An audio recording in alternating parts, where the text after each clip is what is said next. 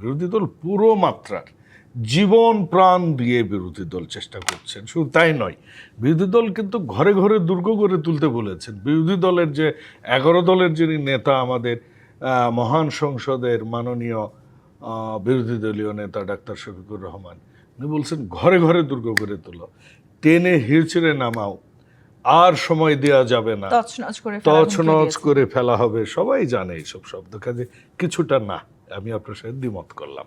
দ্বিতীয় কথা হচ্ছে যে জনগণ, হ্যাঁ জনগণ খুবই দুর্ভোগ পাচ্ছে। এজন্য আমাদের মাননীয় বিদ্যুৎ প্রতিমন্ত্রী কিন্তু দুঃখ প্রকাশ করেছেন। আমি নিজেও গতকালকে দুঃখ প্রকাশ করেছি। এটা একটা অ্যাক্সিডেন্ট ঘটেছে, আমাদের এটার কোনো অল্টারনেটিভ কখনো তৈরি করা হয়নি। আমাদের যে আন্তর্জাতিক মানের যে একটা স্ট্যান্ডার্ড মজুদ, সেটাও আমরা করতে পারিনি। শুধু তাই নয়, 54,000 কোটি টাকা বিদ্যুতের বকেয়া রেখে যাওয়া হয়েছে বিদেশি, এবং লোকাল বকেয়া ছিল 14,000 কোটি টাকা। আমার ধারণা বিএনপি সরকার ক্ষমতা গ্রহণ করার আগ মুহূর্ত থেকে এই বিষয়গুলো জানে, তখন আসলে আপনারা কোনো প্ল্যান বি করেন নাই? এই বিষয়গুলো আমরা জানবো কোত্থেকে, কিভাবে জানবো? জানি মানে আমাদের তো এমন কোনো তথ্য প্রবাহ ছিল না তখন, খুবই রেয়ার। জেডআই ওয়াটার ট্যাঙ্ক দিচ্ছে আজীবন ওয়ারেন্টি।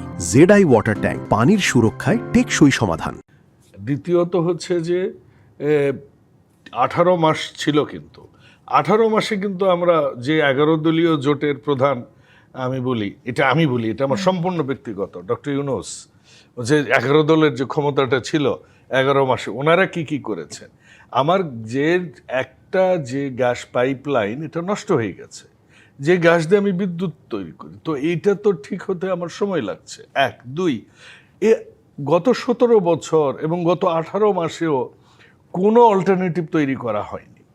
আমরা তো বাজেটে আমরা দিয়েছি আমরা ভবিষ্যতে কিভাবে করব, রিনিউয়েবল এনার্জি আমরা কতটুকু পৌঁছবো, আমরা সেই সমস্ত পরিকল্পনা দিয়েছি। জনগণের যে কথাটা বলতেছেন না, ইনভার্টেড কমা, জনগণ সহনশীল আছে এখনো। জনগণ বিএনপিকে সময় দিতে চায়, কিন্তু সেই জনগণ ইনভার্টেড কমা যারা 18ই ফেব্রুয়ারি নির্বাচনে যাদেরকে জনগণ প্রত্যাখ্যাত করেছেন, তারাই সেই জনগণটাই শুধু এখানে, অন্য কোনো জনগণ নেই। মানে এই ক্ষোভের কথা শুধুই জামায়াত কিংবা বিরোধী রাজনৈতিক দল বলছে? অফকোর্স কোনো আমজনতা নেই। এনটিআরসির কথা বলি, এনটিআরসি শিক্ষককে সনদ দেবে, এটা কিন্তু না করেনি। এই এনটিআরসি কিন্তু 2005 সালে বিএনপির সময়ে তৈরি হয়েছে। আওয়ামী লীগ এসে এখানে যেটা করেছে, এনটিআরসির নামে যা ইচ্ছে তাই করেছে, স্বেচ্ছাচারিতা করেছে। আপনি দেখুন, আপনি যখন ডিসেন্ট্রালাইজেশন করবেন, কেন আমাদের সময়ও তো কমিটি নিয়োগ করতো, আপনার সময়ও তো করেছে শিক্ষক নিয়োগ কমিটি, কিন্তু যাকে তাকে তো করতে পারেনি। তো এনটিআরসি যাকে সনদ দিবে তাকেই করতে হবে। 1 2 এইটা আমি তর্কের খাতিরে ধরে নিয়েছি, এটা কিন্তু এখন পর্যন্ত আইন হিসেবে আসেনি।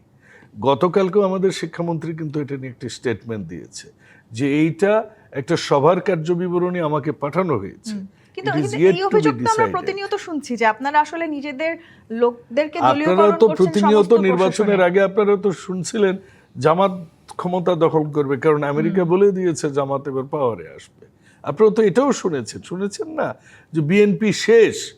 এই মানে 2020, 21, 22, 23-এ মানুষ মানে অনেকেই বলতো, এই মিডিয়াই বলা হয়তো বিএনপি আর কোনোদিন আসতে পারবে না। শুধু তাই নয়, নির্বাচনের তারিখ ঘোষণার একদিন আগেও এই যে সে 18 মাসে যারা ক্ষমতা চালিয়েছে, এই 11 দলীয় জোট, তারা বলেছে তারেক রহমান কোনোদিনও এদেশে ফেরত আসতে পারবে না।